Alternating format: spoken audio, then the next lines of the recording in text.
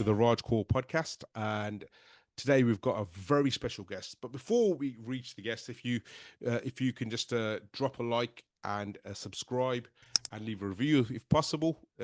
Another banda. Anyway, over to our guest. I'm going to introduce the man, the myth, the legend, the living legend. Someone I've looked up to musically from when I was a kid. I'm not saying he's an old guy, but he's been there for a while. So over to you, Apache Indian. How you doing, Apache? I'm fine. I don't mind. Old is gold. I don't mind. You are old as gold. Look, you can see all the awards behind you as well. No, it's great. It's great to be with you. I've heard so much great things about your podcast, and finally we made it. So thank you for the platform and all the listeners out there, and everyone that's been supporting. This is what it's about. It's all about the collaboration, connection, and we share the love. That's what it's absolutely. About. So you probably don't know this, and I said this off air as well, but we actually met a long time ago now. So you used to have Apache's bar. That's right, yeah. And we used to do Brit Asian nights on there, and I performed on there a few times. Oh, okay, then that's right. Okay, so what band was that then? So we under that time I think we were called 252. We were like a Bollywood Bhangra fusion band. Okay. We used to fuse a lot of rock and stuff with Bhangra, but I used to work with Just Ritz, and so I performed a few and we also did. Remember in your place with the Bollywood quiz night? Yeah, I remember that as well. Yeah, yeah, with Desi Central. But that's when Desi Central just started up, I think. The comedy yeah, guys. The comedy guys, but they did Bollywood Central, and I think we had Naz hosting it at that time. Okay. Brilliant. And so that's how we met. You're a performer. You actually play, or I sing Punjabi mainly. Punjabi. Okay. Yeah, sing, but we had guitarists and stuff with us at that time. Brilliant. And I remember you always left a great impression on us because the size of, and I'm not giving you the bump, John, but I'm just saying the fact, bro. And okay, the size of artist you were, and I remember you left an impression on us that you were so down to earth, so relatable, so chill, just up and away from Handsworth, basically. That's right. What you see is what you get, man. You know what I mean? Exactly. You know? So that was the impression. But as you know, this podcast is about musical excellence. So I just want to talk about just before we go in anyway, how you're born in Handsworth, Hannah? Yeah. I'm taking that, Hannah. How did you start off? How did you get into reggae music, Punjabi music? Okay, take us right back there. I mean, the truth is, I'm a simple guy from Handsworth. I was born on Holly Road, for anyone that knows the area, opposite the park. I know Holly Road. And my parents were from Jalandhar, hence all the references to Jalandhar and Punjab and the language. So my parents were from Jalandhar. So basically, I mean, they settled in Birmingham like many people at that time. And I was born in 1967. And school started at 5. This is very, very relevant to my story now. I never used to really say this before because I didn't pay much attention to it, is that when our parents were Punjab, so you can imagine the traditional home, music, sounds, language, culture, whatever it may be, food, smells, whatever. And then what people don't know is that when they went to work, there was no nurseries at that time. So I was dropped off with the nanny next door, and she was from Jamaica. Wow. So then Miss Codrington, the late great Miss Codrington, I know all her family, all the Codrington family. So God bless you all for staying in touch. But I was there from the age of 1 to 5, so like 8 hours a day before my parents came back from work by 6. So imagine that influence. And the reason I say I never said it, I never really paid much importance. I didn't think about it either. I said, yeah, I'm Birmingham and I picked up the reggae and I like UB40 and. But really, the truth is, you learn everything, or, a lot of things in the first 5 years.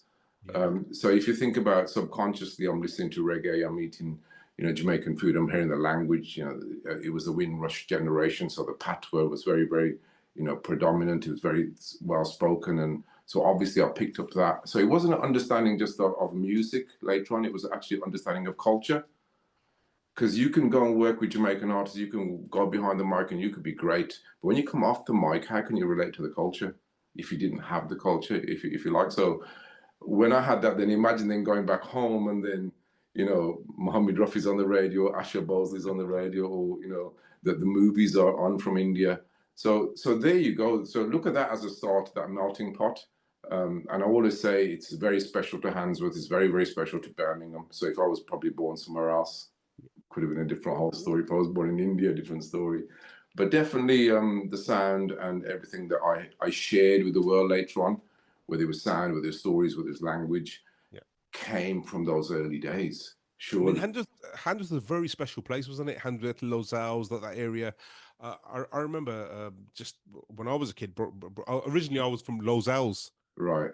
and then we moved to Handsworth. Yeah. That was our upgrade. No Yeah. disrespect to Lozals, but that was our Indian upgrade to Handsworth. But it was a very special place because I remember when I was a kid, so many people just got on, and Yeah. music was just crossed over, wasn't it? It's just So these are the things that again I reflect through the music and the words that when I'm on interviews saying that community spirit that we had there yeah, doesn't really exist now. It's like every man for himself now. Every man's a road man, and me against the yeah, world. But we grew up with those youth clubs, with those libraries, with that support. Remember, there's no phones, there was no nothing. So when no, you walk past somebody, whether it was black, white, Asian, you tend to nod. You know what I mean? You yeah, quick exactly, thing. yeah, Now you look at a man, he's looking, what are you looking at? Right? So yeah, it's really flipped on his head. But if it wasn't for that community, it wasn't for those sound systems or those carnivals in the park or those things, I wouldn't really be here as such in the industry, because that yeah, encouragement from different cultures, that acceptance, and that there was issues that we had to deal with along the way, but generally it was a very friendly place. We yeah, all got on together. Those are my early memories, that community spirit, how the music already was fused in your head, whether you like it or not, the pop sound, the reggae sound, the Asian sounds. So really, when you think about it, if you was going to go in the studio or go into that line of work or profession, you probably use all those elements, wouldn't you? That's what absolutely, yeah, that's what we do. So it's an enrichment of culture, of religions around you. So I was that person that wanted to find out more. You know, yeah, you may have had racial tension between Asians and blacks when you're talking about the Handsworth riots. They made it yeah, into that down low cells. I don't think it was a racist, but a lot of people, they need to go and engage before you make decisions. If you yeah, like, go and engage with communities. Go and find, don't yeah, stereotype people yeah, because you don't like it yourselves stereotyped as Asians or whatever you may be. but So we broke down those stereotypes. We entered zones where we wanted to go and maybe you wouldn't see an Asian face, whether it's a reggae yeah, show, yeah, whether it was a pop show, whether whatever it may be. yeah, We would definitely wanted to find that. Sometimes we'd say it's unfair because your parents came from India and said, right, this is Jalo on the streets. You yeah, don't know. You don't know. My mom and dad have been on the streets. They never been to school. They're in yeah, this country. So there was a certain amount of education from them, but you also had to go back and educate them. Hey, hum school but dad and mom and it dies like this. yeah, yeah, yeah, Did they grow up mixing with black people, white people, this and so? Whilst they were going through their struggles and their bits and pieces, it was definitely a two-way street of education and information. absolutely, yeah, And I was always very close to my parents for that reason. You know, what I mean, I never. They were my rock and foundation, to tell you the truth. So God bless them again. Lost them both, but a lot of support, for us being maybe a little bit different, maybe going against the grain. From your heart's in the right place, you're on the right path. yeah, absolutely. I think Diamond said the same thing as well. I interviewed Diamond on this as well, and he mentioned you yourself, but we'll get to that bit. I just want to. It's a pleasure talking to someone from Handsworth because you brought so many yadda, so many memories. I Yeah. remember with yourself probably, and Hector and Cash as well. They were Mhm. the pillars of that community, weren't they? At that point, especially Hector. I used to do karate with him. Yeah. Yeah, so Hector. So Hector, in particular, he used to do. For people that don't know, he's Mr. Handsworth. He Hector Absolutely. Captain Boogie also as a DJ. So I remember when I used to live opposite the sports center in Handsworth Park. When it was getting built, I was absolutely opposite. I lived there and I watched it. And then when it opened, he started doing days there, roller discos, Saturday night, this and Saturday afternoon. And he used to pull up in the van, and I used to run over the road and say, Hector, Hector. And I used to help him carry speaker boxes and just wanted to be closer to that, that thing that I love so much, the speakers, the sound. And he was the first person, in fact, that put the mic in my hand. So look at that, Really? someone who's elder to you, someone from a different community, from someone, well, black, Asian, white, never made a difference. Yeah, Not man, to him. come on, right? There Not you to go. him. He's a bit of a character, but these are the people I'm still in touch with that again, that community, that spirit that changed my whole life, that gave me confidence. Go on, go and take a chance, you know what I mean? Really? And the The platform Hector's. stuff. And then Cash obviously went to same Yeah. school, went to Hampstead Hall School, same school as my sisters. So I Wow. didn't go to the same school, but world champion. I mean, come on, world champion kickboxer. These you know, are heroes, I call them, and they're not really spoken about because they're just out there where they were doing their thing. It wasn't about social media. It wasn't about likes or views. It was about a personal passion, a dedication. 5 times world kickboxing champion. And especially in that time as well, there wasn't the resources there in Handsworth, was there? There wasn't the resources. It's not what was Asians were doing, you know, music or sport at that level. But yeah, I mean, he had a lot of support from his family, a lot of brothers around. And he was, I mean, again, inspiring. When I used to come back from the blues party at 5 o'clock in the morning, right, he used to start running at that time. So there's a story there somewhere. We're going to make a film somewhere. But yeah, I mean, inspiring to this day, 100%. Yeah. What an amazing place! I mean, people like Hector can just talk about all that. And as you said with Hector, it wasn't like what color you skin. He would just say, "Come on, yeah, you should right for a pound for us." That's right. Yeah, and he talks a bit of the Indian sometimes. Yeah. And he would have a player. I mean, he's definitely a community person, but he now gets upset when he sees communities going the wrong way, and you know, a lot of things that we need to address and it hasn't been addressed. And sometimes you feel like, oh, we need that cure. And so we still continue to work together over the years. I was doing workshops and my music academy at the college in Handsworth. So he played a role in that. He'd pop in every minute. Cash has been popping in and stuff. So we carried on working together. And I think there's a lot more work to be done. So we have to, you know, it's almost that we feel like a duty to pass that on to the next generation. This is how to do things. You've got to work together. It's not you against the world. But yeah, there's quite a few soldiers like that. But these are, you know, some of the key ones that you mentioned there. Still doing the work. Still have a passion for community and amazing. You know, changing lives. Interesting. There was a pitch someone put up the other day. I told you we're going to diverge and just go off on the tangent. That's what happened. We haven't even started about music yet. So interestingly, there's a pitch the other day. So I did a pitch. Someone offered a grant on, I think it was a thing in Lowes or Handsworth, for any arts project. So I've pitched a project to do our own Handsworth Coke studio. You know, Coke Studio, innit? Like the thing. So imagine our own Handsworth one where we've got artists from Handsworth or surrounding areas, but we really blend like reggae again, like what you were doing, but basically on a live set now. So I pitched it to see what happens to it. But no, I hope it comes through. I mean, we need these kind of things to come through. We need these kind of new ideas. You know, Handsworth has, and Birmingham in general. I mean, look at it. I mean, UB40, one of the biggest reggae groups in the whole world. Phenomenal. And it was a white singer. What does that show? What does that say about acceptance from Birmingham, multicultural from Birmingham, diversity from Birmingham? And then I did what I did, Indian guy doing, you know, and he had Steel Pulse, so in the same school. They went to our school, David Hines, massive, one of the biggest reggae bands in the world. I haven't stopped touring for 50 years. Right? I'll get goosebumps. Honestly, I'm getting goosebumps just thinking. I'm so proud from where we're from. Musical youth, past the Dutchy and Handsworth. #1 in this country, and then Bhangra industry was from Handsworth. Pardon? The Bhangra industry is from Handsworth. Yes, that's what I'm saying. I was just about to move on to the Bhangra industry. So the Malkites, the DCS, and look at that, all at the same time. How rich is that? As well as the rock now you see being celebrated. I mean, wow. And was there any problems with nothing? It just all came together. All came together somehow, right? So beautiful. Music brings us together. It breaks down those barriers, and I'm glad I was part of that mission, because mission is the word. It's more than music. It was like a mission for change. It was like something that we can see going on and people coming together. And I think that's more is needed. What brings people together? Sport. So you can have 10 people on the pitch who don't even need to speak the same language, but they're together. You could bring 5 musicians on stage that do not speak the same language, but can play together. So now this is what I was doing in the academy, because now people, you know, we've got people from all over the place, bring them together with these things. And then when they see each other in the community, they can say, oh, hi, how you doing? Otherwise, it's a stranger. Yeah.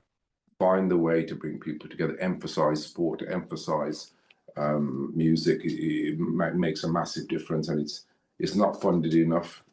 It's brushed under the carpet when we had COVID. No one got looked after, but yet it plays such an important role in the world. Every day someone listens to music somewhere. or sport that can change people's lives. So we're missing a trick somewhere. And you talk about Coke Studio. My again, thinking about I worked at a college. I literally went in there and said, you know, these colleges and schools, these are empty spaces after 4 or 5 o'clock, aren't they? Yeah. So we're paying for these places through tax money. And so don't worry about the places that we haven't got. There's places that can be used. So every single school and every single college is empty after a certain time, unless they do the night classes. So there's a space which is warm, it's got tables, it's chairs, we're paying for it. Why is it empty? So no one needs to complain about what we haven't got. So look at what we got, make use of it, and let's build it. 100%. That's phenomenal. Sorry, I'll just keep going up. Like, there's so much to say. This is what I love about the podcast. It's just we go off on a tangent. It doesn't matter because it's basically Delhi gal and yes, from Handsworth. You know, we're talking about grassroots stuff. You know, pretty cool, man. Good luck with that project. If I can help with that project, you put my name. Well, it's I think it's something called legacy-wm. Okay. And they pitched it on Instagram, so I just did the proposal for it. To be fair, I've been saying this to loads of guys, Patchy. I've been saying to Tubbsy and Harry Matharu. They've all been on my podcast, and I've always pitched this idea. Do you remember back in the day when I did that? Our dads or uncles would go to the pubs, and you just sort of like live session, just jam. Yeah, happening.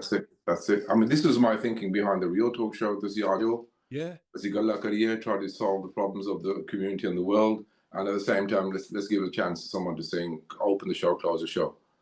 So those kind of things are missing now, and I'm going to digress slightly, but again, we talk about platforms in the community. Look how many platforms we have on Asian TV channels. Did that be for you, Z, sort of.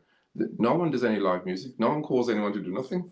Don't get me started, Apache. We're going to say about controversy. Don't get me started on this. And now the Brit Asia is not even on air. So look at what I did when I first worked at radio, when I was the first Asian DJ radio, when I said to them, I want live sessions like you. I want Bhangra. I want this. I want that. And they says, yeah. And all the guys that have been on my Radio 1 show who got paid to come and perform and interviewed alongside Buju Banton. And, you know, there's things to be done. And then when we have new DJs on radio, they became bigger than the artists. They stopped playing. They're playing something else. So it all flipped somewhere. That's why the industry is suffering. That's why things are happening. The things that you're talking about ain't just projects. It's a build-up of the industry again. It's a build-up of those platforms that we need to provide. And if we're not doing it, who's going to do it? I will rant and rave about all these things because my name is Apache Indian. Otherwise, I'll be saying, go and buy my next single. What do you do with your name? You try to make a difference. 100%, yeah. Come on, and now we're trying to do it together. So come on, man. I mean, there's things to be done from a community point of view, from a national point of view, from a world point of view. And people seem to have lost their voice. Yeah. Right, you know what I mean? So, and it's sort of, some of it's a reflection in our community in the sense that Banda's always jealous of someone. Why is he doing better than me? And after that, we've knocked each other down so much. They started to liberate. You know what I mean? With the music and looking, where's the live scene gone? Where's the international? Where's this? So how come it's popping off from there and there? It's not because we ain't got talent. It's because we didn't build the infrastructure. We didn't build and keep climbing. We built something, fell down. Look at the Mobos, black music of black origin. It's been on TV for 20 years. Where's our equivalent on TV? We ain't got nothing. Where's our Asian awards? Get here. Sorry, I think I lost you, Apache. Hello, can you see me?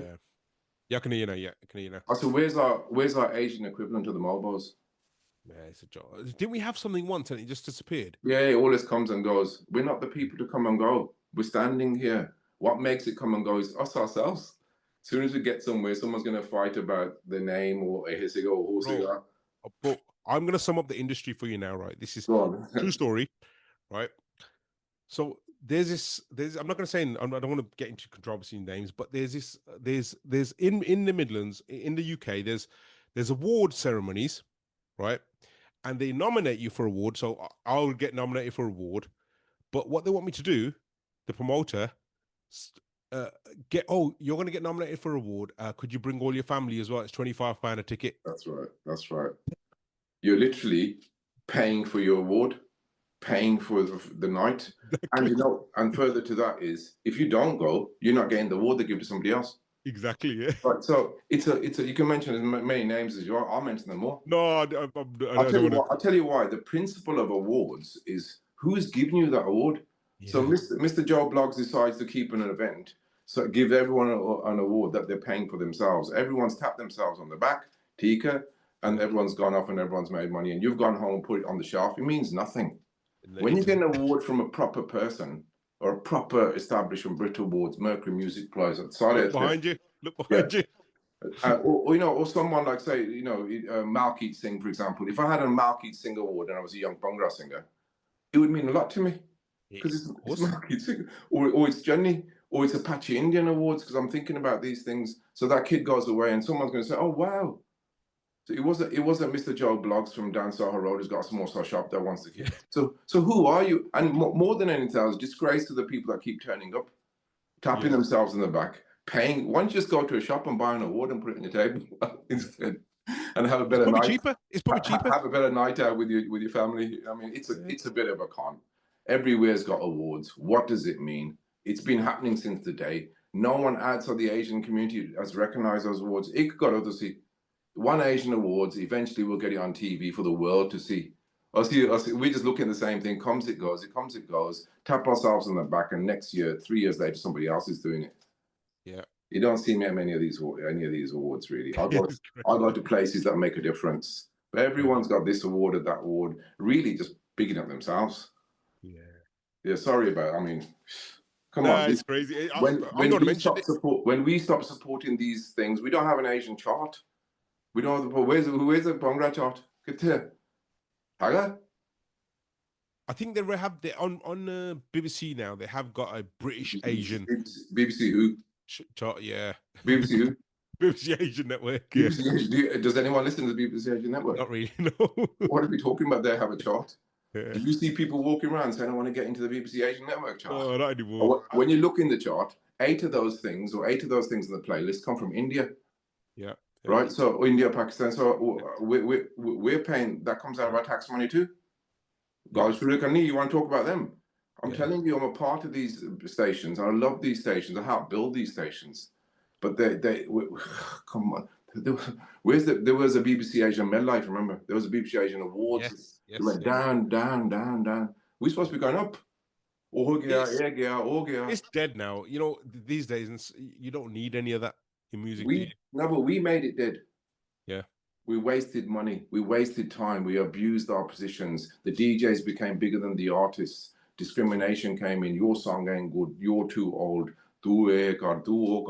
And we didn't build the industry. I've had all the complaints. I was 16 when I was a rapper. Nobody played my song. They told me it was crap. I'm 26 now. I've lost my chance. I've lost my dream. Yeah. 10 saal ho gaye. 15 saal ho gaye. Everyone told me you couldn't play it, but yet I went somewhere else and everyone's playing it there. So we're missing something. It really baffles me. Baffles me. So anyway, we're going to come back to all this because let's come back in sense of your story as well. Yeah. So after 5, so you're influenced by all this reggae music, different multicultural music. So when did you have the idea, or how did it start? You mentioned Hector gave you mic, but how did the singing, rapping start, sort of thing? So I got into the whole sound system kind of culture. So people that understand that, it's from Jamaica, they bring the boxes out, the turntables, the amplifiers. So I got involved with that, and I bought a couple of speakers myself, and I bought a van, basically. And they used to call me Steve. My name's Steve. So Steve the van man. Oh, go and call India. And then I used to end up taking all the other sounds everywhere. And so I got in a real, I just had this passion for that sound, the big speakers, and just I fell in love with reggae. Reggae gave me a lot of consciousness. So Indian music, I loved Indian music, but there was no one's talking about anything. Jatasi Dappo Bonge or whatever. Dappo. And it's good. It comes with the culture. It comes with the, you know what I mean? It's a celebration. And the Bollywood's more escapism, love songs, but no one's saying it. So in Jamaica, from the Jamaican, you Bob Marley, someone saying something. And all the DJs were like, we used to call them the reporters. This is what happened yesterday. This is what happened. And you're talking about something that's current. that's why I picked on subjects like arranged marriage or caste or AIDS or. So that was down the line. But really, in the family, the talented ones were my cousins Simon and Diamond. Legends, right? So they were playing drums and guitars from school. I remember going to a club in town when I was 16, and they were on stage. I'm thinking, my cousin, really first, we're very, very close. So I don't think, if it wasn't for them, I probably don't think I would have ever gone to the studio. Anyway, I bugged them, I pressed them, I said, I want to get in the studio, got an idea. But then they were like, I was the cousin who's working in the factory too. I said, give me a chance, man. You know what I mean? So it was a bit like that. So I took a reggae song in there, an instrumental that I used to always sing on top. I said, I want to make this Ghana, just one. And he said, what is it? I said, it's a movie over India, because every time I go home, there's a movie on from India. I don't want to do it on this reggae thing that I always sing. It's called the Shanghai Shades. Anyone understands reggae? It's a rhythm at that time, very popular. But I don't want to add a little Indian thing because I've got it in my head. I want to put some Punjabi in this. How did that come? How did that? What I'm interested in, how did the idea come? Because this is how we spoke and this is how we talk. So how did the concept and how there was no concept. Meter, the meter. The what? The meter, like the rhythm and the words and the whole. The beat came from, I used to sing that song on the sound systems. But how did you come up with the song? So how I came up with it, obviously I could sing in the patois, so you're singing about something. So what is current every day at that time was a movie from India. Every time I went home, there's a movie from India. So subject matter's in front of you, innit? Yeah. So I'm singing in the language but I want to flip in Indian, because I told you right from the beginning, those are the things I had in my head, didn't I? The language, the sound, the code. Should I just go in the studio and do something that's just reggae or just Bhangra? It wasn't working like that. I wanted to reflect how we were speaking, a bit of what, a bit of this, a bit of that. But I could actually talk in the language from those days. Yeah. So I went to the studio and I just said, it was, if it movie over India, it did very well for me. We went to #1, but there was no chorus to it. There was no structure to it. So you can see that whoever wrote it, we weren't trying to make this big song for the charts or anything, or just do your thing. It was called a dub plate, where you take it home and you play it for your friends, you never release it. And that was a story. The story just do one. So me gonna go make a movie man over India, playing away me catch a Indian airliner, who me I know the Prime Minister, who I rush your baggage now. And then I mentioned Amita, and I mentioned Lata Mangeshkar, and I mentioned Ravi Shankar. Just all the things I'm hearing at home. Then it's Ikado Din Data 1, 2, 3, Uda. And I couldn't speak Punjabi that well when I was at school. So really? I had bits and pieces, to tell you the truth. And, the guys that could speak, oh, you can't speak, you can't. And I always tell people, don't put people down. Because if you put people down that can't speak or make a mistake, you're not helping them. You might give them a complex. There's a lot of our young Asian kids that have lost the language. Yeah. Because they're shy, because they're not confident, because no one gave them a chance. So don't do that, guys. I was that person, and I put it in the song. So if you try to remember A to Z, A, B, C, D, if you put in a melody, it's easier. A, B, C, D, E, F, G. Melodies are easier. So I actually learned, my Punjabi got better when I started singing it. Yeah. So that kind of thing. So Same here.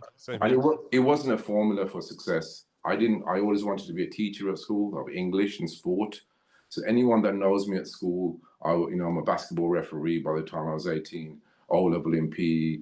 I joined Birchwood Harriers Alexander Stadium, do the long jump, 1,500 meters. So I was the guy going around the country doing sport for Birchwood Harriers as my team. And then, obviously I recently performed at Alexander Stadium for the Commonwealth Games. So it's kind of surreal. I used to run around that same track when I was 14 and look at those kind of stories. But yeah, sport.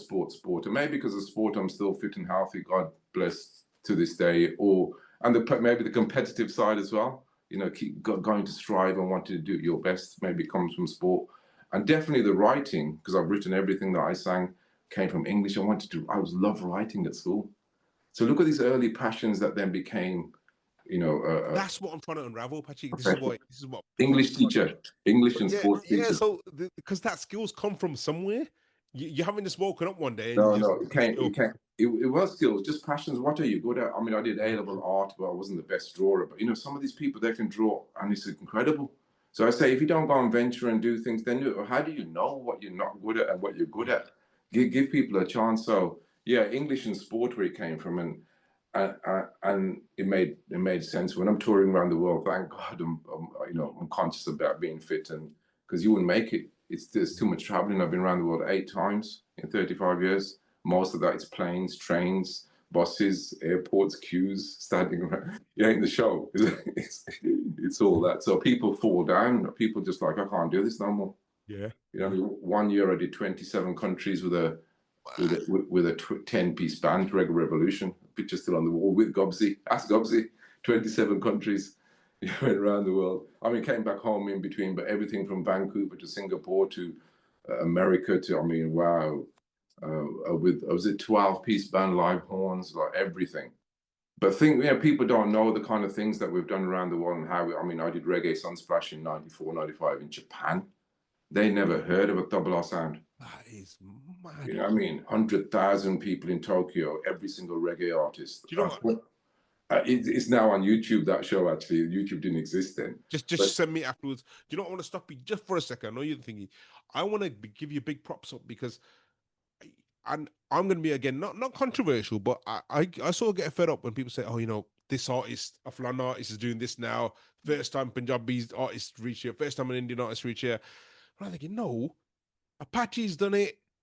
All our bands were doing it. Like back in the day, Cylinder Pradesh was on Coachella.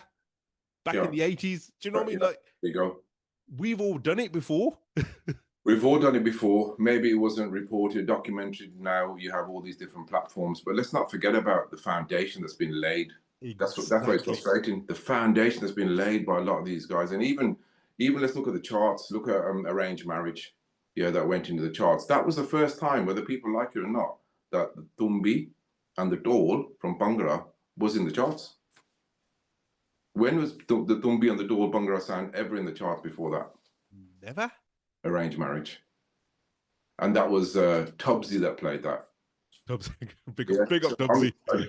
Yeah, and all the people. So I'm saying we took it from Handsworth, the sound, and we took it to the world like that. Wow. But look what we did, man. I mean, and as I say to these generations, you have to keep building on that. You don't just stay there. You keep building. Keep building. And before us, go on. There's no props, is there? Because basically, we've done that, right? But there's no recognition or no thinking that, oh, this is our foundation. Because they wouldn't have their music if it wasn't for Handsworth. Yeah, but people who are serious in what they do, especially some of the names you mentioned with this Cash, with this all that, all the things I did, we weren't looking for recognition. We were just doing it. We weren't looking for that award. We weren't looking for that tap on the back or look at me. That we just did it, and then we could talk about it later. Now people are talking about it. Now people are going to research what Apache did or what that guy did, and now they're doing this compliment. Do you know this guy did this? And which is great to educate and you. But sometimes in this country, and especially amongst our community, we don't celebrate what we have. No, we don't celebrate those heroes that have done things. It's not just music. There's lots of elements of life where people have excelled and trying to do things. But where's the real support from us? Where's the celebration of those excellencies? Never. Come and go. Yeah. So we need more of that, and then the kids can see. Look at that, and that's a great. I'm involved in an organisation called We Are Young Blood, and they're all under 18. But one's like already in the Olympics, and one's already a rally driver, one's already. Wow. And I thought, and a big respect to them. I just did that event in London last week, and I thought, wow, I never had that platform. I never had anywhere to go. I felt on my own a lot, to tell you the truth. When I used to come back from tour, no one knows anything. I've just done so much around the world, and no one knows anything, and there's no one to speak to. There's no one can deal with fame. Who can I? And I want to show these people that they're not alone. There's lots of aspects to music and to fame and to being in the public that it's hard to deal with sometimes. We don't address any of these issues. No. That's where we keep falling. We don't address anything. No. So every man for himself again. It's crazy. It's crazy. So anyway, but okay, so let's get back to your story. Okay. It's my fault, isn't it? No, it's all right. We're from Handsworth, and we can keep talking on it. get excited, too, because you know what it is. When we're talking, I just remember something. Oh, I remember that. you know, just brings my childhood back, basically. Yeah, The hi-fi video store and that's right. May's video store. I remember. Yeah, May's video store. Just Uh, Hector on the just in the library, just hanging around. that's right. That's Yeah. right. Yeah. Yeah, it's big up, man, Handsworth. So anyway, so you met Simon and Diamond, and I'm assuming this was on Off Grove Lane, isn't it? So You know, I didn't meet Simon Diamond. They're my first cousins. I grew up yeah, with them. no, what I mean is you met them for the recording. I met them for the recording. We did the How song. did that go? And what? Because I've recorded in front of a mic. Were you nervous? What was it like? I was a little bit nervous, but obviously it was the first time. But I didn't take it that serious in the sense of I didn't try to finish off this great song. It was just a little favor for me. So I think that I got in the studio eventually. It seemed like I was wasting their time a bit, but they did me a favor. Let the cousin do his song. I mean, they did work really, really hard on it, Simon and Diamond. But it was more like just a favor for him, keep him quiet. Thank you very much. And then I have gone away with this. I would just still say that the best two people I've ever worked with. Absolute great musicians. So without them, I again, their coaching and their guidance at that time was incredible. But yeah, I went away, and the funny thing was, I took it home, that movie of India, and I played the cassette to my friends, and they said, "Oh, this sounds good. Can we have a copy?" I'm like, "How am I going to make you a copy? How can you go and make like cassette, more cassettes or duplicate them?" I don't know. Back in the day, 1989, right? Yeah. So I started thinking about, let me make 10 records.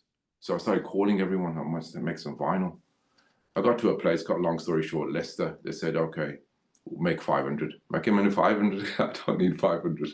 I need 10 or 15 of these records. And that's it. So anyway, I've gone along to the plant in Leicester, and they said, oh, you have to have 500. So that was the best deal. So it's Christmas 89. I made 500 records, a movie over India. And I was filling this form in. You know what's your record label? I ain't got one. I used to have a sound system called Sunset then. So I said, Sunset Records. What's your artist name? I ain't got one. Apache, I listened to Apache in Jamaica, Supercat One, Apache. I'm Indian. Apache Indian. I'm literally filling this form. That's crazy. Not even thinking about the record or second record or one record. Just just give me the record, you know what I mean? So I've gone away with 500 records, a movie of India. It's Apache Indian on it. Who's that? Sunset Records on it. I'm thinking, okay. And I put there, produced by Simon Dougal. And I've gone back. I remember giving it back to Simon, taking it to Simon. He's laughing. He goes, you made a record of that. What we did. Didn't mix it, master it, nothing. So everyone's laughing at me again. 1989 Christmas. I remember then taking it to all the reggae shops, all the reggae record shops, Summit, Don Christie in town, 25 records, 25, seller return. I went back a few weeks later. Said, you that kid with the record, bring me some more. Cut a long story short, put it on PCRL, which is one of the pirate reggae stations. And it went to #1 in the Birmingham charts. So number 2 was Maxi Priest, and number 3 was Freddie McGann. I thought Gregory Isaacs. I'm thinking, why am I crazy? That is just nuts. That's nuts. So someone who loved reggae, and you put your song out, and it's #1 in the reggae charts. Right. Maxi Priest is number 2. I've got the charts here still. I've literally got all the memorabilia around the room. Gosh. And that's Apache, that's beyond big. It's like people don't realize how big those artists were. Yeah, massive. Massive. But it knocked me for 6. I thought in the Birmingham charts for 6 weeks, this song was #1. And then someone said to me, you know what? It's #1 in all the Asian charts. Maka, I never really followed the Asian charts because I'm a reggae kind of head. I looked at the Bhangra charts and I looked at these and I said, yeah, #1 is #1, everybody. So people couldn't work out. Go on, banda. Thora Indian, go Punjabi. Do bande hone. Almost be. So there was a little novelty thing, little something that. See, now you know everything about everyone before you heard the record. Yeah. This is what it looks like. So what's there to find out? Sometimes knowing so much, the guy ain't going to play the record. Let's make it about the music again. So if somebody found out, oh, he's Indian, he's from there, maybe some people, I forget, I ain't playing, or whatever. So there was a novelty, there was a mystery, there was something, and it started getting played everywhere. And then it was #1 in all the Asian charts. So that's how I kind of got into that whole Asian world, to tell you the truth. So what's happening here? I started going to the Amajit studio shows and all these things, starting to get awards and whatnot. But I tell you what happened was I got a call from the biggest reggae distributor in London after Movie of India. How they called us, I don't know, because there was no phones. So that's another mystery there. Probably a fax. Mr. Carl Palmer, Jetstar Records, the biggest reggae distributor in London from Jamaica to the world. Yeah. And I need this record, Movie of India. And I says, yeah, okay, you can have the record, yeah. But we need 2 more. I says, no, I ain't got 2 more. Don't want to do 2 more. Have that one. And I said, okay. He said, okay, I'll give you $1,000 for that. And I'll give you $1,000 for each record. 1989 Christmas. 90. I'll take it. So I took $3,000 for 3 records. I had no idea what I was doing. Simon That was worth a lot of money then, wasn't it? A lot of money. I had no idea. I swear on my life. And I was working in town in Digbeth. Can I just stop you guys? So I just want to get the context. So I remember in the 80s, my dad bought their first house for £4,000. So £3,000 was a lot of money in the 1980s. It was a lot of money, so I couldn't refuse, to tell you the truth.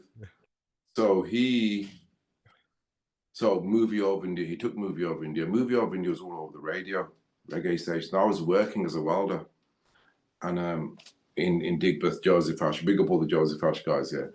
And they'd walk past, and they'd say, Carly, go, they say, Steve, your song's on the radio, your song's on the radio. And I don't know whether you know Movie of India, but Movie of India started, it said, no, I would always say, there was a Movie of India in the intro. I said, a big up about South of London, Passy. And before it dropped, it said, oh, Chok There. And then you go, Mr. Megango make a movie one. So they would pick up on that word and they would say songs. And I said, be quiet, man. I'm trying to think of another song here. Right. And they would keep walking past, oh, hey, songs on the radio. And they keep referring to that line, that Chok There line, that Chok There, because that came out on the song. Yeah. I said, is that called Chok There? It's Movie of India, guys. So I back on my thing and I said, hold on. That's the next song. Chok There, the Mabalo in the city, Indian. Chok There, Ragamuffin on the style. How did you come out with that? Because they kept walking past and saying it. But how did you come up with those words? Like, I'm just...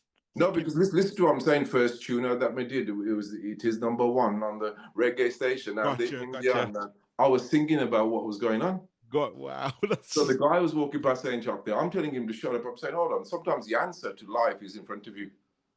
That's the moral of that story. So I literally took that and I went number 1 in Adibambe, Chok There, them about. And then I wanted to throw something Indian. Every time I used to see people, they would say, oh, yeah, get that. Oh, yeah, get that. Oh, yeah, don't ask me where they came from, but it was just raw from the street. This is how we were speaking. Throw a little melody on it. Don't think about it too much. Just go with it.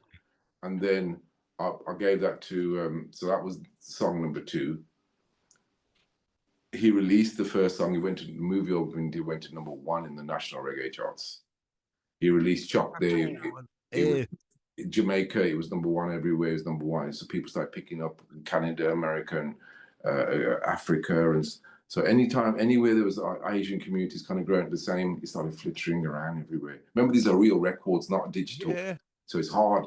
When you talk about doing it then, without getting the likes and the views and the nonsense and the fake this and the fake this, is people going to the shop and buy your record, which some of them still have today, you know what I mean? So it's a good feeling. So Chok There came out, it went to number 1. So I had 2 number 1s in the reggae charts, Asian charts. Number 1, Chok There went to number 1 in Kingston. Chok There, I met Shaggy at that time, so there's a version of Chok There. He said, can I be on that song? And there's a version of Chok There with Shaggy on it. Really? Yeah. So you can have a look at that version produced by. I played in my clubs before I started. I said, listen to this collaboration. I've never heard that one. He stayed at my house at that time. He goes, come on, Apache, man, I want to get on that song. This is before Boom Shack-A-Lak, Bombastic, before any of that. So I put him on that song. And then there was many versions of that song, in fact. And then he wanted the third one. And I said, what could the third one be? So I looked at everyone in Jamaica. Everyone's a Don in it. Don Gargan and Don Dada and a Don and a Don. I said, I must be a Don Raja then. Right? That is phenomenal. Right? Put it together. And I put, me are the Don Raja. So it's a bit of a competition, someone singing something, I'm the better, I'm better than you. You got to give it better that. And it went to number 1. So 3 number 1s in the reggae charts, of 3 first songs, and the Asian charts, and started trickling around the world. I mean, that's how I started before anything else happened. That is crazy. Honestly, I'm just like, wow. Yeah, seriously, that's how it started. So something new, something real, something genuine, Yeah. something that wasn't manufactured. If it was manufactured too much, then it'd be hard to still be here. If you keep asking me to do the same thing, that's why I'm still here. So Yeah. it wasn't hard in the first place. I'll just keep doing what I was doing. And then, later on some songs are more Bhangra, more Punjabi, more reggae, doesn't matter. But in those first few songs, you got to tell people who you are. You got to tell people that I'm here. So these rappers now, I'm hearing a song. What are you talking about, guys? I got a car, I got the girls, I got the bling, jing, chong, jing, chicka, jing, and they try to do the fast rap. What does it mean? Are you showing your patterns and your styles and your flows? When I break it down, what did you actually say? You're saying the same thing as the other guy in a different way. I'm the better than you, I'm the better than you. Yes. I want to hear these rappers saying, listen, you know what? I come from Handsworth. This is what I'm doing. I grew up on the streets, and this is the names are, which have changed my life. And bum, bum, bum. And what's happening to the streets, to the homelessness and the food and the politicians and again. Let's talk about something. There's things to talk about: homelessness, this, that, COVID, whatnot, economy, whatever, war. What are you talking about? Zero.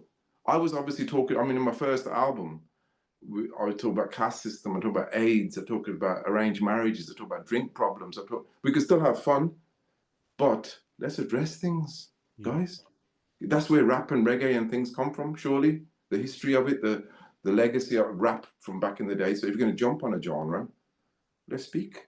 Let's got to address an issue. If they don't tell me there's nothing to address, drugs, knife crime, gun crime, gangs, personal experiences, changing culture, multicultural, the future, the economy, the global warming. What are you talking about? So we're missing a thing. We're missing a thing. I'm still talking about things. There's so much things I've addressed in 35 years and probably 15, 20 albums that I've done cleverly. I mean, even arranged marriage. In the song, I took myself through an arranged marriage. The time has come, Mafia, Apache, Sweet like Jalebi, Sony, Kuri from Jalanda. The last line of the song, people tell me 15 years later, now I understand what you're saying, mate, was, now that I found my girl, I have a problem. Now that I've got married, I've got a problem. The problem is, when is the right time to tell my girlfriend? So what that means is we're growing up at school and you might have a girlfriend in it.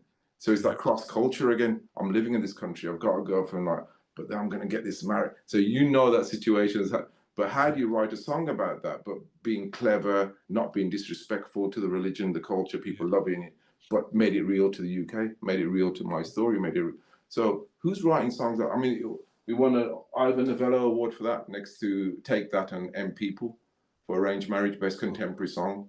Big up Simon Diamond again. But, these songs, where do they come from, these songs? Do you write these songs for the charts? No, you don't. You write them because there's something, there's passion, there's feeling, and the rest of it's all bonuses. So anyway, let's get back to the 3 songs here. We got the 3 number ones here. Yeah. And what happened after that was we got offered lots of deals from major record companies. This is how quick this was happening. Apache, why are you telling me about this? Because I want to sort of emphasize about the music industry. Are you able to emphasize the business side of the music industry and any pitfalls that artists might have as well? Yeah. So if you discuss that as well while you're telling me that. 100%. I mean, I'll get onto that. That is more relevant question to this next part of this I was going to tell you. So after the 3 number ones and we got all these things, we got offered lots of big deals from people. I remember I'm from a working class family. I'm not a business person.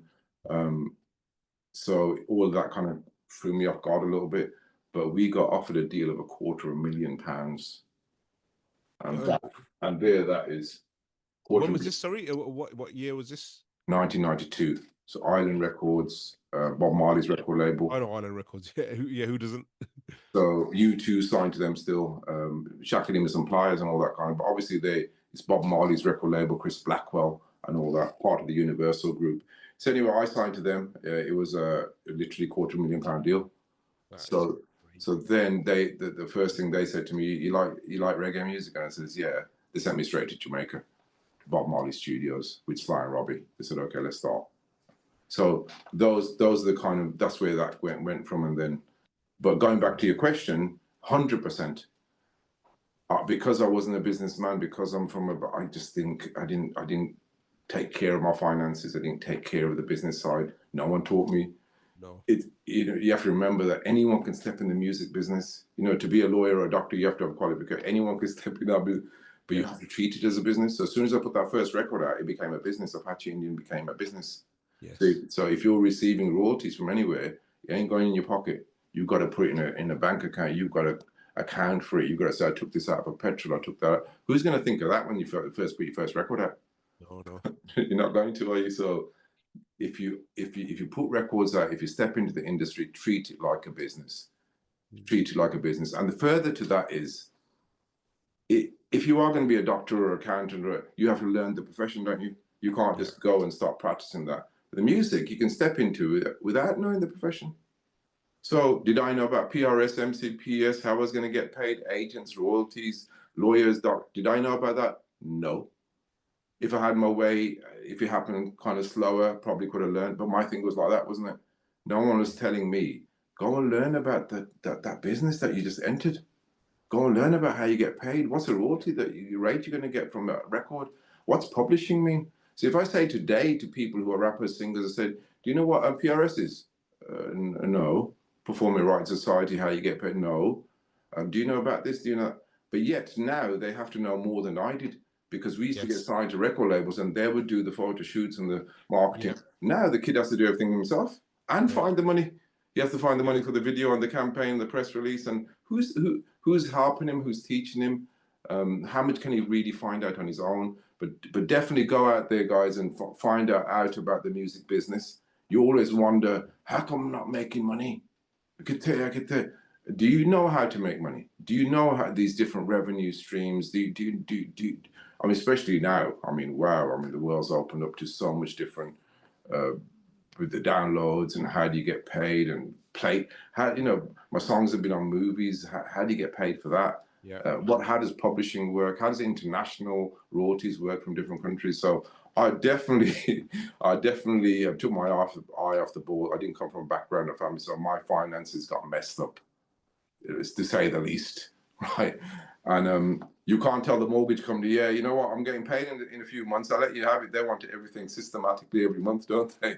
So guys, you run your business, and a lot of people have come out of the business because of the business element, not because of the talent. So run your business like a business. Run your art. Pay respect to your art. Put lots of effort into your art, but think of it as that business. What's important about that business is not like a shop where you can close down and open another one under a different name. So if Apache Indian doesn't work, you can't just close it down, can you? It's you. You are the business, guys. So if you're the business, then pay respect to yourself. Pay respect to everything you're doing. Can you close down yourself and come out as a different name? You are the business. Look after it. You ain't going to be able to close it down. And you know what? If music affects your life in a negative way and you want to stop doing it and whatnot, it's not just a business where you say, I'll do something else. This is your life. It's in your blood. So how can you really switch off from it? Make it work. But yeah, I mean, these were some of the pitfalls, the business, not knowing about the business, not knowing about the actual music business and the intricacies of that. And then things change very, very quickly. You had to have lawyers, managers, agents. I got ripped off a lot from people because I didn't have my eye on the ball. I learned a lot later. But how were you supposed to? How were you supposed to? What?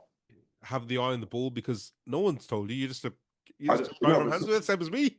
Yeah, so when I got into debt and things that happened, it wasn't huge amounts, but when things happened, I cleared it up very quickly. Yeah. But the accountant told me, goes, yeah, well, you got a manager, you got an agent, but you're the business.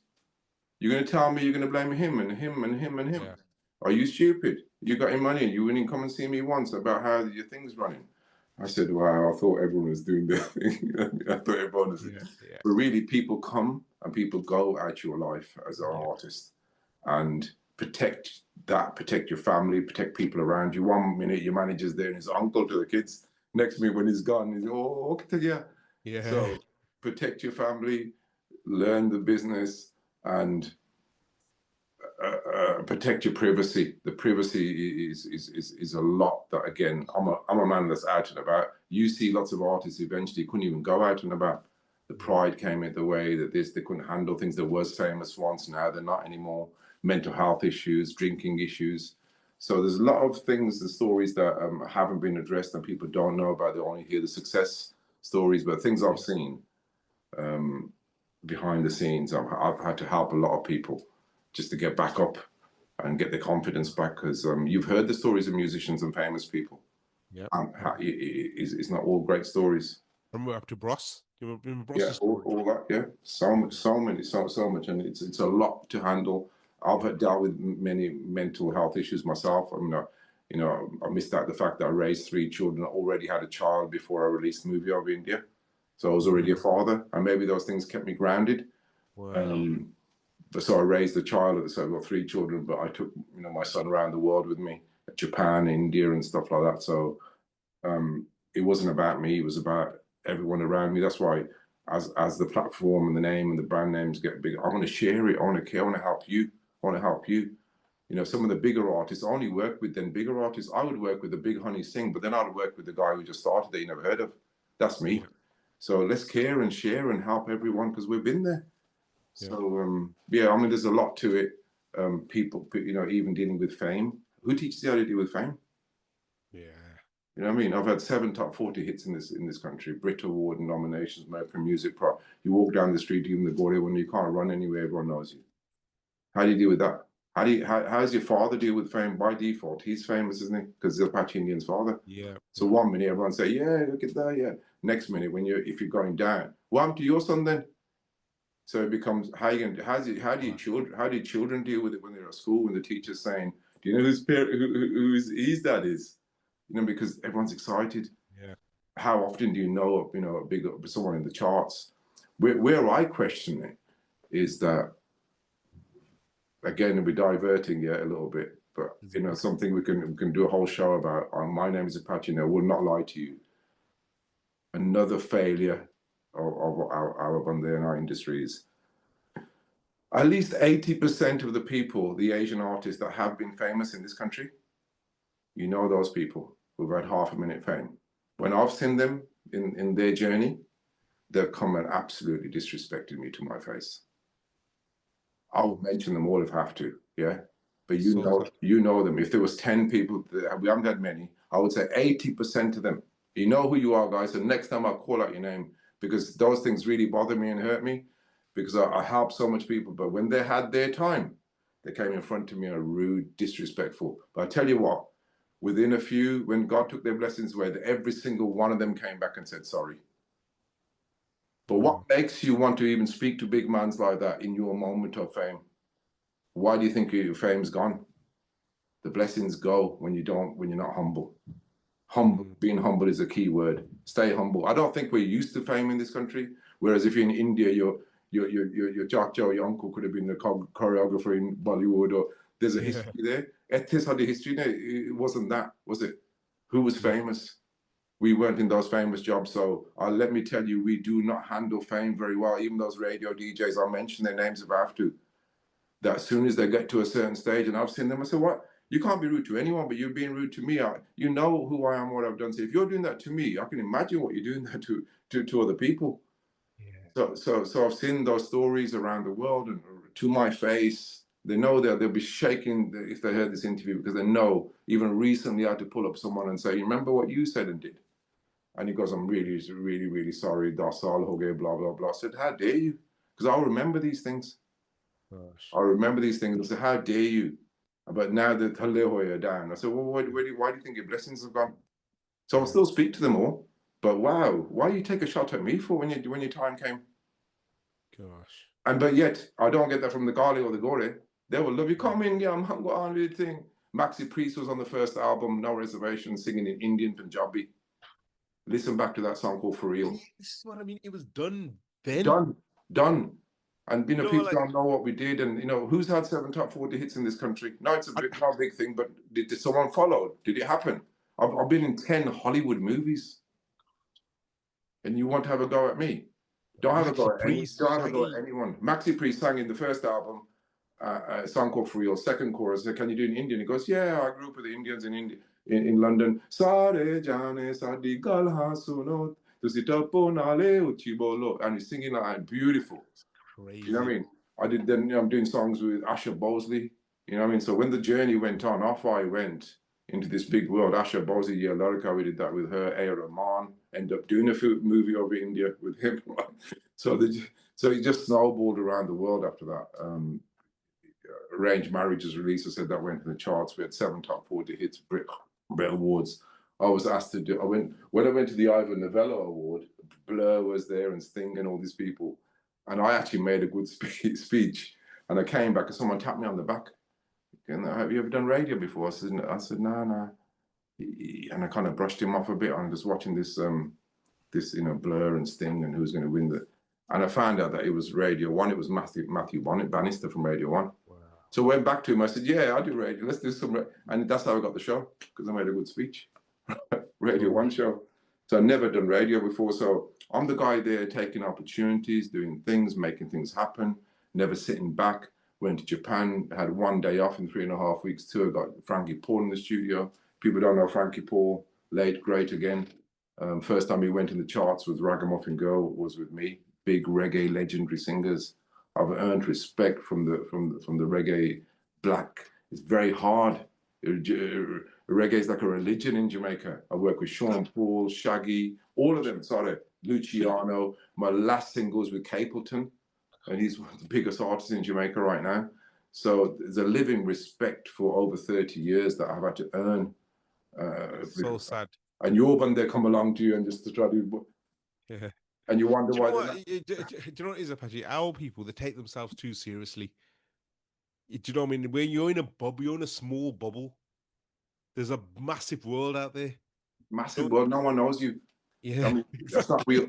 That's not real fame. That's not real. You're 2-3 band, they know you, and you already your head's in the clouds. Yeah. Relax, calm down, man. And then you want to come and have a pop at me. I mean, I used to meet people who's always respect, but it's shorter than you, bigger than you. I've been taken to see Sonia Gandhi. There's a picture of Sonia Gandhi, prime ministers. Always go with the respect in it. These band, they want to disrespect us that laid the foundation for them. I never got it. We build something that can knock it down. And they wonder where the industry is and why it's there. Where's the live scene? Where's these spots? Why haven't we got Coke Studio already? Where is London? Where is Unity? Where's the new Bhangra group? Tell me where the new Bhangra group of 2000 is. Why haven't we got a new one? Why do we keep talking about the others? No disrespect to anyone. But did he inspire a generation of new Punjabi singers and bands? Where are they? Because when I go around the world, they're still looking for the bands to represent on these big festivals. And they say, Apache, you come from Birmingham and UK. What happened? Something stopped somewhere. And I know the industry changed because of the COVID and because the YouTubes and the downloads, and it made it all difficult. And I know it's all difficult. But then surely we should make changes to counteract that. What did we do? Nothing.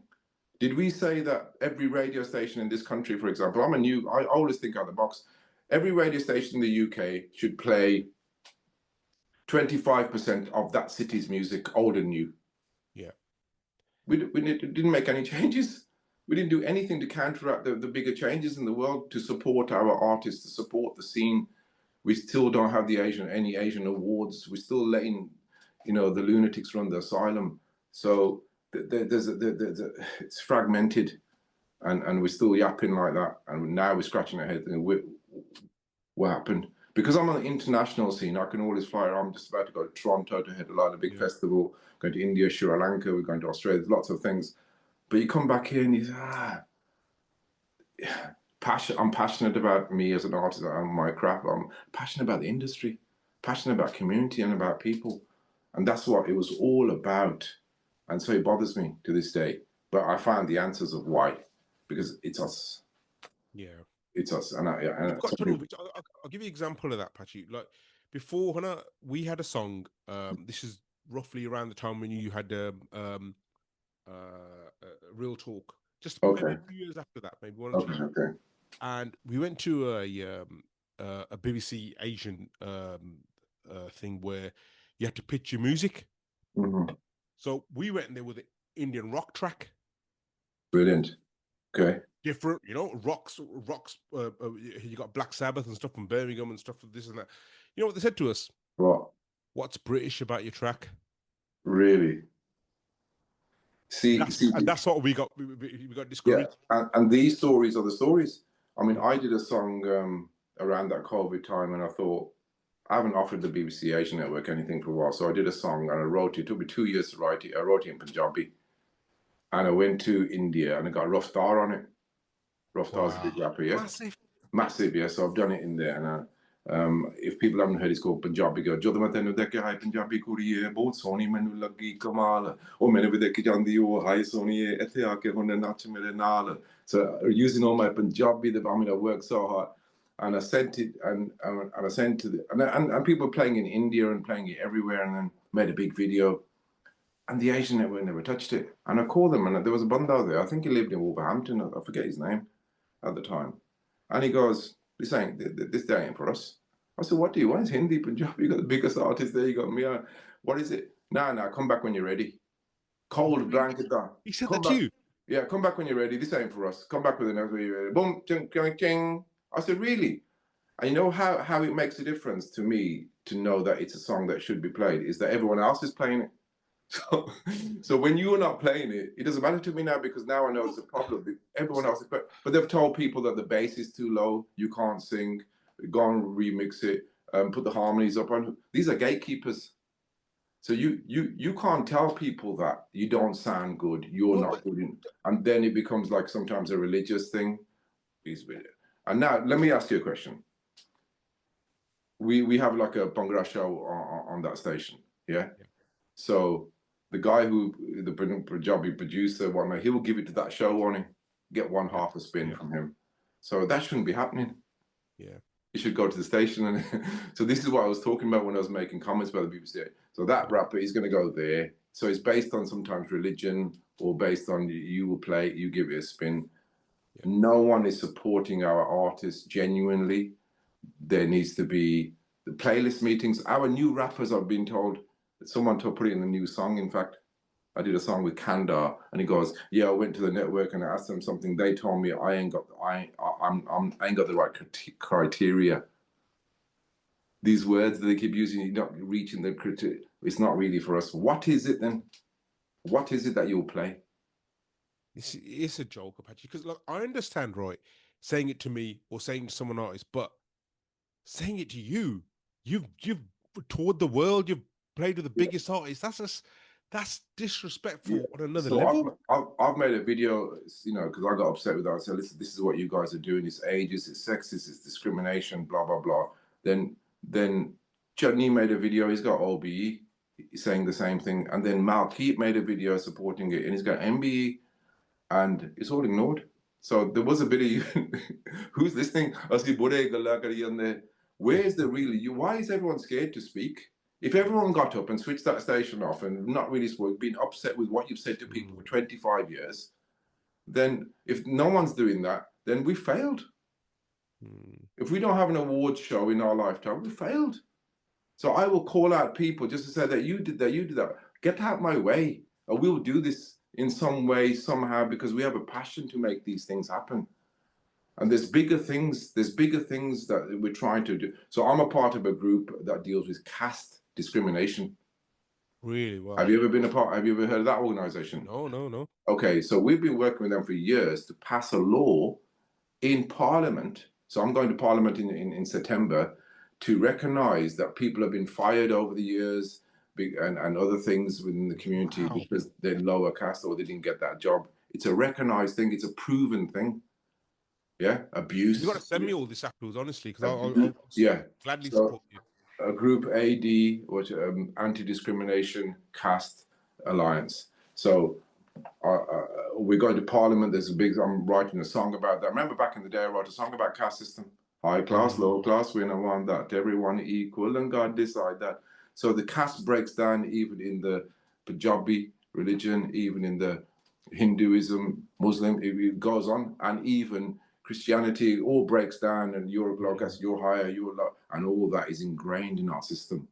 Yeah, we need to eradicate these things, or the thoughts of he's different from me and she's and now look how the world's growing up. Maybe there's mixed race, maybe there's this, but there's a lot of abuse that's been recognized in the classical music scene with discrimination, abuse, sexual and otherwise. Wow. Because, you know, classical music scene, people from different backgrounds, different from... Is it Indian classical or you talking Indian Western? classical, Indian classical. So we addressing, so while the Bunda is not playing someone's record and his head's up his arse because we're dealing with issues like that in Parliament. Yeah. So this is the idea of amongst yourselves. There's real shit going on in this world that we can try to bring a change. The people are still getting, you know, with politics, people are still getting blown up. There's still wars, isn't there? So how have we moved on from World War I and II? As I said, we take ourselves too seriously, especially the Punjabi industry. Take ourselves too seriously. What there's a lot bigger things in the world. There's a lot of bigger things in the world, but if you want to try and make a difference, make a difference. Don't argue amongst each other. Support what we have here. Let's try to build it. But that unity, strength, teamwork makes the dream work. Katir, it bothers me. I really go as far as saying to you, right? If my only fan base and genre of music was just Asian, I wouldn't be here. Wow. I'll tell you why. Because as soon as my songs got into the charts over there, the same people that saying, oh, Kia Banda, Kala Banga, Oh Banga, E Banga, Jatta, whatever. As soon as you break out those industries, the Goria and the Gale, they'll say to you then, oh, the Apana, yeah. Apana Banda, look, a sweet like, did they help you get there? Nah. So the people who are stuck in that world, they'll bring you up and down and pull you like a puppet. Yeah, because now the DJs have become bigger than the artists. Remember that the DJs became bigger than the artists. Remember before you chasing the artists? Yeah. The DJs ain't got a job without the artists. You need that guy to go and play the record from DCS. This is why we need something like this is the second pitch I've done now, by the way. Why we need something like Coke Studio. Yeah. There's another pitch I did. I pitched to the Arts Council for it was a really big, expensive pitch. But I thought, do you know what? If we can get this like a Coke Studio set up for artists and coming together, we don't need radio. We got YouTube. Put them on there. You know, and everyone has a jam. Everyone has a laugh. But it got rejected. But I think my project wasn't good enough. Like, you know, they want every little figure, don't they? When you do like a grand thing. Yeah, I mean, I don't think you should give up on it. Sometimes it's rejected a couple of times, and then they see that you're persistent, and eventually the third time comes through. But you know what? It's become maybe stereotypical again, but it's other people have watched the Asian community go up and down, up and down. So as soon as someone says, let's fund this project, oh, it's the Asians again. They're going to get that. It's going to fall flat. They don't work together. There's all of that. It's become our reputation. Really? Because I'll tell you another story. You know, PRS, they had a funding for black artists. Yeah. Then I asked the question, says, is there anything for Asian artists? Because we're massively underrepresented. Yeah. And this is, we'll ask what's the famous guitarist? He's part of the panel. I forgot his name. He doesn't. I've lost his name now anyway. But they said, and I kept emailing. This is the head of PRS at that time. It's gone back 10, 15 years. I kept emailing him, and he kept emailing me back. He goes, I'll find out. We haven't had a think. And then I just gave up. Yeah, gave up. Yeah, you give up. There's no representation. We have a bit of a, as I said, reputation. I am working with now the musicians union. They're trying to do things. They've got a whole movement going on. So I'm trying to work with Diamond, DJ Swami. He works on another higher level from LA. So he does a lot of things on a even bigger level, AI and all these things. He told me, you know what? I got to big up. I always big up Diamond on the show. Yeah. Actually, one time I needed just help on sync licensing. Yeah. That man, he gave me half an hour of his time. Yeah. No strings attached or anything. Just told me about everything, how it works. Brilliant. Who does that? That's Diamond. That's Diamond for you, Swami. Who does that? Brilliant. That's what we need. We need people that you can call them. You know, people ask me every day, someone call you, I say, yeah, I can help you. Just a bit of advice. It doesn't cost me anything. Or give back. You know, it's part of our culture, the seva, the giving back to the industry, giving back to the world, giving back to the community. Otherwise, where are we? It's every man for himself, really. And it's really worrying because people are suffering behind the scenes. People are suffering with mental health or suffering with drug problems or drug misuse. And we don't talk about these things very much. Yeah. So we're beginning to, But 20 years ago we weren't, 10 years ago we weren't. So really, how many places like this do we have on TV and that we can speak? So without the podcasts, again, where it's linked us up, what do we really have? Who's doing anything for the industry or the community genuinely to see it grow? But the world has changed, so we need to do something, because these kids that are growing up now, who are the future, you're going to say they're lazy, but they don't want to run the same corner shop like your dad did for 30 years. The mentality's changed. Dad, thank you very much. Where the dad was thinking that you could run now my shop for the next 20. No, I ain't doing that. My dad worked in a factory for 30 years. I would say, yeah, respect. Now they say, oh, he must have been a fool. Why are you working 30 years for? It was right then. It's not right now. So now the world changed. So without that platform, like, that foundation, I think that it's going to be a very difficult future for people. And if we haven't built the industry, so whoever's in the industry, the Asian industry, if we don't work together now, it's going to just dissolve. We're going to keep talking about this, that, and the other, but nothing happened. The Coke thing fell through. No one really addressed the Asian thing. They're carrying on with the Asian network. They're carrying on. We're paying for it. We're paying for it while they're doing all their punga behind the scenes. No one's getting represented, and half the playlist is from India. What is going on in the times where it's so difficult for musicians? It's difficult to make money as an artist. I'm making money because I can perform, I can go out there, I've got a name, Apache Indian, but would I start now as Apache Indian? No. Would I tell my kid he could start in the music business now? It's a losing game. How are you going to get a show unless you put records out? If you put records out, where's your money to put them out? People have great records, don't get me wrong, but you need money to promote them then. Yeah. And these days, I'm going to, so after you, Pachi, after you. No, people are ripping off people. So the young rapper now is giving $3,000 to this guy who's going to promote him. Or hurry past their gig. You know what? And this is another model they do, right, Apache? And I've sussed all this out now, right? Yeah. Because I've never paid for it. I've just worked out your logic, right? Yeah. So you pay this £3,000 to your promoter. They'll get you Instagram follows. They'll get YouTube views. So you got all these views, right? And you got millions of views, and they look how much views I got. Look how much things you've paid $3,000 for this. You look at the Spotify listeners, which you can't buy. Yeah. And you've got 10 listeners. That's right. Or on your big post, you've got 5 likes. Exactly. It's all going wrong. It's all going wrong, guys. It's all going the wrong direction. And then you're not focusing on your art. You're not trying to get your thing, but you're not trying to go out there to perform. You just want to show people you've got the most views, and it's not equating properly. So it's not organic. It's organic, I used to listen to you to this day because I love your music. It's as simple as that. And there's nothing else you're doing to buy my view or to listen to your music. If a song comes out, I'll listen to it. That's right. Yeah. That's right. I mean, it's all gone wrong. I'm surprised. I'm very, very surprised. Too much people have come and gone.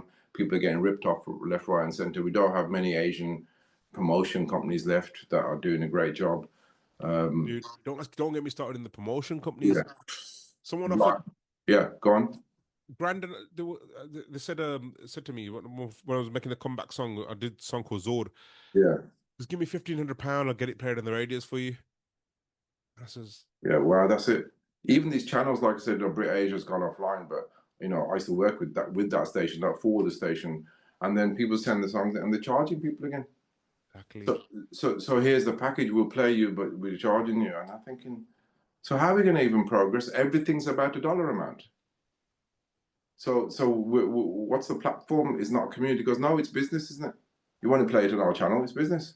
But the English industry doesn't do this. English industry doesn't do it. Exactly. Black industry doesn't do it. Everyone's supporting each other. But the positions that we are in, like the Asian, the reason I go back to the Asian network, it could be a platform or springboard for someone to play a record there. Then extra 1FM might want it, or Radio 1. So it's a platform, isn't it? So those stations are probably thinking, well, if you ain't playing it, why should we? Yep, exactly that. Yeah. So if you're not playing this guy, you've decided you're going to change his life, his career, his everything. You've just stopped him, kept him right there. And these other stations say, well, we ain't going to play. And then you're baffled. Am I not doing the right thing? It's not the right criteria, as I said. Am I now making a record just to fit into their genre, to fit into their how they see a record? So I have to make a record for you, Mr. DJ, to play, and that doesn't make sense. No one's going to go and do a record, say this will play on the BBC network because they want me to put these 3 things in. So you've already governed what that record's supposed to be like. Yeah. So bad. Play the record. Back in the day, you used to play the record to make your name. Now you've made your name. You're telling the guy to go and take a hike. I'm the man now. So you built yourself. You didn't build the industry. Yeah. It became about you. And I've seen them all. And they know all of us used to work together. And I, to my face, as I said, rude. But that's what took their blessing away. So guys, don't, the blessings come from God. Keep saying thank you for living the dream. Apache Indian, I've done 35 years of music. I've been around the world 8 times. I only can keep saying thanks. Well, living the dream and going around the world and sharing this music and sound and people singing and dancing to it. Boom Shack-A-Lak's been on 10 Hollywood movies. I don't make that happen. We work on our craft and our art, and those are the blessings, aren't they? I can't put my song in a Scooby-Doo 2. I can't put it on Dumb and Dumber. I can't put it on, the #1 Netflix movie at Christmas had my song on it, called That Christmas. So it had Boom Shack-A-Lak on it. I mean, 10 Hollywood blessings, that is. Luck. Thank you. Because you're giving back all the time. So there's got to be something to that. So don't make it about yourself. Music is not about ourselves, is it? Even if you can make a whole song and record it yourself, when you go out there, don't you need musicians? Did we ever big up any musicians ever? Did we ever forget the artists? Who spoke about Double Wale and the bass players and these guys that work hard with these instruments because they have that talent? I can't play an instrument. I play bits and pieces, but I can't play. I'm in awe of a person that can play a guitar, play the drums for 2 hours on stage. Yeah. Wow. We got some world-class musicians right in Birmingham. And I tell you, one of them is Gobsy, because he's been touring since he's 14, and he's gone around the world with Malkeith, the DCS, and he's gone around the world with me with a reggae band. And how he can flex and do things and represent and throw. So back in the day, we're talking about, Asian artists now, they live in their comfort zone. We had to go to the Gale. We had to go to the Gore. We had to go to the Japanese. We had to, if you're going to keep tapping yourself in the back with your same audience, the same thing, what did you achieve? Look what Apache Indian did. Then he was in Jamaica recording in 1992. Another level. Come on, still bringing it back home, still saying as Indian. Never changed anything about myself. Just went out, represented, took it further. Now it's a worldwide brand because we did it in the right way. And you know why it's different? You've gone almost into the lion's den. Yeah. You know what I mean? You're not incorporating them into your songs. You're actually they've accepted you as one of their own. That's a totally different thing. And let me twist that on the head. An Asian guy in the charts, Boom Shack-A-Lak Dekla. Nothing Indian about that, was there? No. Boom Shack-A-Lak in the charts, Indian Banda. It's I think it's in the top 100 reggae songs of all time, first of all. That's crazy. Not top 50, so I've got to recheck that. It's the song that's used on the most TV commercials, a reggae song ever. Anyway, those are by the by. But the point is, let me ask you another question. If it was a Gala singing fluently in Indian, Punjabi, so the other way around, would we accept him? Wow. For 35 years. Ask me that. What a question. So I'm an Indian doing that. So if it was a Gala who was the other way around, and he came out and smashed this, would we give him the same respect? You know what the answer is to that? No. It might be a novelty. Novelty for 2 minutes. 35 years I've been doing this. I'm still working with the biggest artists in Jamaica. Still working with them. It didn't come and go. I still did a song with Tipper Irie from London 2 years ago. Kate Patton from Jamaica last year. Yami Bolo, whoever. So it gets bigger. It doesn't get smaller. Yeah, I'm the man. I'm gone. So would we show the same respect of a different Gora, Jehoe, Kala, would we show that respect? And if he did have 7 top 40s and he was had 10 Hollywood movies, would we still show him that respect? Gosh. That's the question we need to ask. And these are the root of these kind of things that how we're going to bring change. So, I never thought of that, but it's so true. It's so true, yeah. But you know what? It's been an hour and 15 minutes, and it seems like only 15 minutes. Yeah, talking with you. yeah. That's what happens, and you can't do it in an hour, can you? I mean, there's so much to talk about. I know we digress, but I've had a great chat with you. I'm Yeah, sure it's been people unbelievable find to it. be fair. I'm sure people find it exciting, but we have to do a part two. We haven't spoken Yeah, about let's the do a journey. part two. I tell you, because we got to carry on your story as well. And the moral of the podcast always, not moral, the point of the podcast is musical excellence. So I just want to finish off with what in your words is musical excellence for any up and coming artists? That's a good question. I mean, for me, musical excellence became, first of all, the whole package, the excellence of knowing, the whole thing, not just your talent, the business, all the elements that we spoke about. So that's one part of it. And the second thing is that for me now to walk into any studio, anywhere in the world, I've done a song with Asher Bosley. I've done a song with Boy George. People don't even know that. I've done a song with, the biggest Jamaican artist, Frankie Paulucci, on Capit and all that. So now my excellence, my confidence is that I can walk into any studio and make music with anyone, regardless of their color, age, their experience, whatever. And I couldn't do that before. But I feel confident to be able to walk in any, and I absolutely love that process of starting with nothing and creating something that didn't exist. I think it's a miracle. I think it's magical. It's It's crazy. magical that you came out with it, like a Boom Shack-A-Lak, for example, that didn't exist. It wasn't a cover version. He created this new thing that went and entertained a whole world for 35 years, and he went on 10 Hollywood. So the reason I talk about that song is look what the song did. So I say to people is that once that song is done, it's not yours anymore. It belongs to the world. Yeah. Belongs to the, forget about you. Is the guy in Hollywood a Jim Carrey thinking about Apache Indian? Probably not. But he's definitely hearing my voice and the words. So go back to your question, is to be able to go into anything. There's no language barrier. There's no sound. There's no culture. There's no color to music, and that's that. And then to be so comfortable with your craft that I mean, I want to do a track with Ed Sheeran. I'm talking to and few. I believe I have that now to be able to go there and even do even more great things and more great music. So never happy as well. There's always something to do in it. There's more to learn in it. And look at the music scene with AI and all these things, so that we can always keep learning, always keep progressing. So the excellence, you want to be in that bracket of that status of being able to share your spirit, your sound. The songs are a reflection of my life. It's not a song. It was when I was happy that day, or sad that day, or angry that day, or emotional that day, or I lost somebody close to me, or I was in a situation. My songs, my soul, my life, my prayers, I've given it and shared it with the world through music.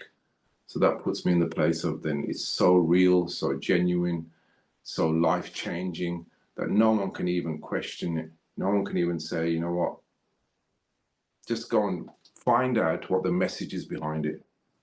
My first album, No Reservation, second one, Make Way for the Indian, third one, Time for Change, next one, Sadhu the Movement. Even the title of the album, there was a message. And the common thread is, it's time for change. It's time to get together. It's time to get the excellence together and make a real difference in the world. Life is too short. Time is ticking. What are we doing? I am no longer from next year going to keep talking about We're on a different journey, but people are going to get left behind. So I'm trying to bring the industry up and career. Otherwise, should we leave it? Should we leave it? What do you think? Are you going to leave it? Or are you going to keep going for that Cog studio and try to help people? Yeah, absolutely, 100%. But you're not doing it for yourself. You're trying to do it for the industry to grow. I missed that. I missed that part of my childhood. Because my cousin Suki Chan, you probably know Suki, and I know. Yeah, I know Suki. So when he was part of Arniki, and I've got a lot of other people in the music industry. I used to be, as a kid, in the living room, and they were having a jam and a laugh, and Brilliant.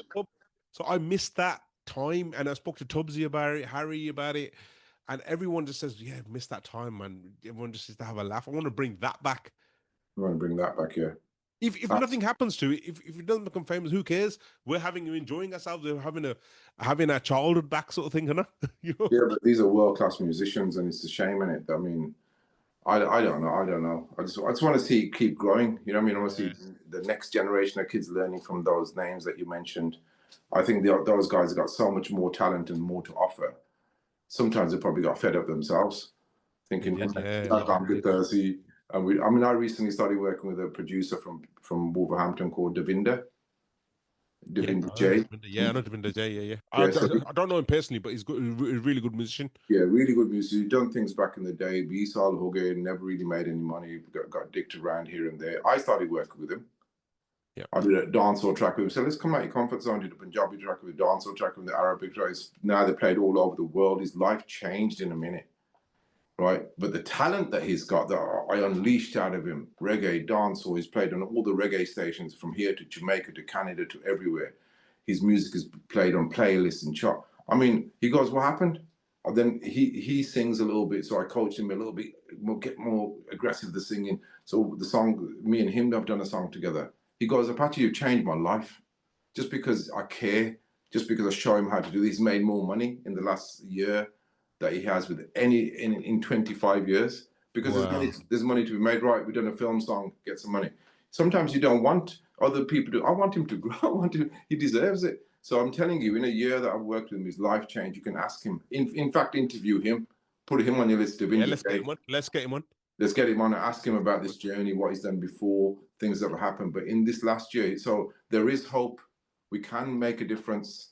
So when you start work, it's not about me. It just shows that collaboration. And then now he's fine. I mean, we've released a song every 3 weeks for this whole year with him. That's crazy. And he's involved in another 10 projects with me, and film projects and this project and that project. And now I'm working with a young rapper called AK. He's done 3 or 4 songs. So I've done Aaron. Yeah, AK Aaron, yeah. So he's been on the podcast. So he's got produced in 94 Dreams. Yeah. So they've actually come up here to do a couple of songs. I did one song with them that's gone over 25,000 views on it. So anyway, this is how you help. This is what I'm talking about. So here's a rapper. He's got a few songs. He's come to me. I like him. Discipline, manners, all those things make a difference to me. I'm doing a show on the 1st of August in Toronto. 13,000 people. One of my biggest territories. I'm taking him. Crazy. Give him a platform. So him and 94 Dreams are coming on that trip just to come on stage to sing one song, because I've allowed them and say, right, you won't forget that experience, and maybe it'll lead to something else. But let me just give you this opportunity and come with me. So I spoke to his mom, I spoke to his family. I'm taking him. This is what we're doing. We do things properly. And my son is coming as well. He's my DJ. And so the 6 of us going, well, 8 of us now, but those 2 I gave an opportunity to see Ajo. And I'm putting you on stage for 5 minutes, but just I want you to be in that atmosphere. I want you to go and sing that song. I want to give you that. Who does that? That's unbelievable, actually. People usually take the musicians abroad and they're noogie either. Give them a small song, give them a drink. It's a free holiday, isn't it? Yeah. They're not even paying the musicians well. Talk to Gobsy. When I took him around the world, he goes, "Is this how you get paid, Apache? This is how you do things." Because he got paid, not that he got paid more or less, he got paid on time. He got his value. He got looked after. I looked after him like he was my own son. We did 27 countries. He goes, "I've never been respected like this before." Ask him who's looked after him, and because then he can compare. Because he's worked with the Punjabi industry, that's why. Yeah, he's complaining to that. And I grew up watching that as well. I do a Bhangra gig around the world, and then I do reggae gigs. So reggae gigs are chilled, in it. Yeah. I go to a Bhangra gig, everyone's pissed up having a fight. Yeah. Right? I've been to Singapore, I've been everywhere, and literally they're closing down these Bhangra gigs because the culture is right? They don't do Bhangra now on Broad Street, really. Remember? They used to have Broad Street, the clubs, this and that. So we was growing as a Punjabi MC, Apache Indian. We started getting into the charts, didn't we? We started getting on radio. What happened? Yeah. I'll leave it at that. Mic drop. So, thank you so much for the time. And what's in the future for you? Yeah, so yeah, I mean, lots of music, a lot of touring. I don't know whether you know, I've released a lot of brands. Yep, I've seen the brands. Yeah. So yeah, Apache Boom Shack-A-Lak sauces, yeah, rum. So just a way of capitalizing on your name, having a bit of fun at the same time. And actually, what I've done is made me collaborate with a lot of people. So a lot of fans out there who got shops and cash and carries, they're now in touch to say, "Apache, want your sauces?" So they couldn't call you before because there's no collaboration. They don't keep shows. They don't want a song, but they want the sources. So now it's actually led by the fans. So sources, sweets, everyone come to Apache Indian HQ. Come and see what I'm doing. I've got to check out your rum. Yeah, check out the rum. I'm gonna send you a bottle. Yeah, I got to check out your rum. I'm gonna send you a bottle of this rum. Right, special. Oh, right. Amazing. Boom Shack-A-Lak rum. And I copyrighted all the names. I really worked hard on these products, flavors that I've picked up around the world. It's not just put together. Mango and pineapple. They're so nice. You know I would say. I love pineapple. You can have a look. You have that. Yeah, there you go. That's amazing. I will bring one of those to you. I'll bring some sweets. I'll bring some things. I tell you what. As far if I do make some extra money and do some things in the future, I'm coming back to the industry. I'm coming back to the community. I'll tell you what, Apache, just big everything up. Like, if you put your socials and stuff there, do whatever you want to your platform. Guys, any listeners, go and check out Apache stuff. Anybody out there that wants to do some collaboration deals, wants to do things, wants to put my stuff in their shops, I'm giving it the personal touch. So I'm actually walking in the shop with it. And I'm just putting a shop in Leeds. I'm doing the Bradford Mellow this year. So I'm going to his shop, doing his autograph signing, just like we did the records. It's not just put it out there and buy it. I'm going to give you a personal touch, but we're going to still take it global. Yeah. So people are wanting it in Canada, India. So you'll see my products everywhere, guys. But the more we do, the more we give back. Remember that. Yeah, absolutely. And where can we follow you and your products? Have you got a separate social media tags for those, or is it the same one? Yeah. So for now, everything's on Apache Indian HQ for Instagram, for TikTok, Apache Indian Official, but there is ApacheIndianBrands.com. ApacheIndianBrands.com. Right. Yeah. So check that out. And if you're out there that want to do a different deal, you've got some products out there, and I can help you and you can help me. Let's collaborate and let's take it to the world. So those people, I know we've talked about a lot of the, the fragmented issues in our community, but there is a lot of strength. There is people that are ignored that do want to work together. I'm drawing those good people. I'm drawing those people that have good energy, good spirits, regardless of age, color, religion, caste, creed. Come together and let's make something work. From an industry point of view, from a community point of view. Today, I'm an ambassador for 4 charities: domestic violence, diabetes, include me too, which is disabilities. So this is what you do. I'm all about that giving back. Otherwise, and unity is strength. So the more that we can work together, it's not about just the galena, the talking. It's about the actions, isn't it?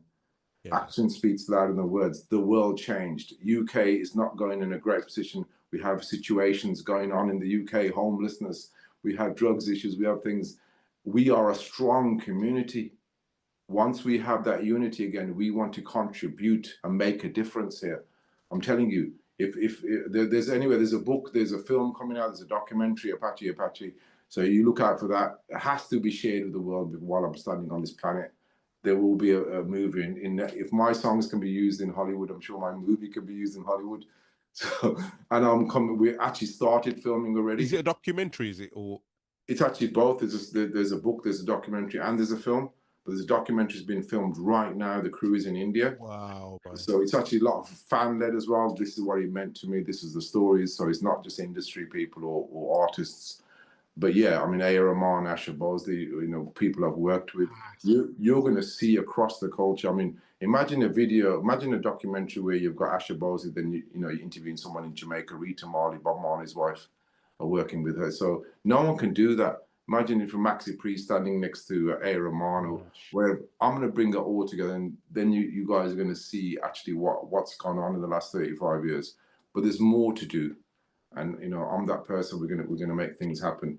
But I'm very, very focused on what's happening in the world. And if the last thing was that there'll be, if I'm still standing here, there'll be a mess with politics. Yeah, a mess with politics, especially in this country. Because the politicians are just they're making mistakes, aren't they? Yeah. And we pay the price. People have lost their houses. People are living on the streets. Oh, we go to war, we'll kill so much. 2 years later, tell you, oh, that was a mistake. Brexit was a mistake. How can you break off from Europe, make everything more expensive when the world's coming together? And then they'll say it was a mistake. So there's lots of things going on a bigger level that we can make a difference to. But we just keep arguing amongst ourselves. So stop that. look out in the bigger world and go out there together. So, but there's things to be done. So I'm messing with politics. So remember I told you. You heard it here first. You heard it here. Apache Party. Remember that? So guys, that was Apache Indian. He's gonna stay on the Zoom after this. So make sure you leave a review and just follow Apache. And I'm so excited talking to Apache. There's so much I want to talk to him off air now. And if you want a part 2, message me, email me, drop Apache a message. And just drop a Q&A as well if you got questions for part 2. I'd love to hear from you guys. So God bless you all, and until we meet again.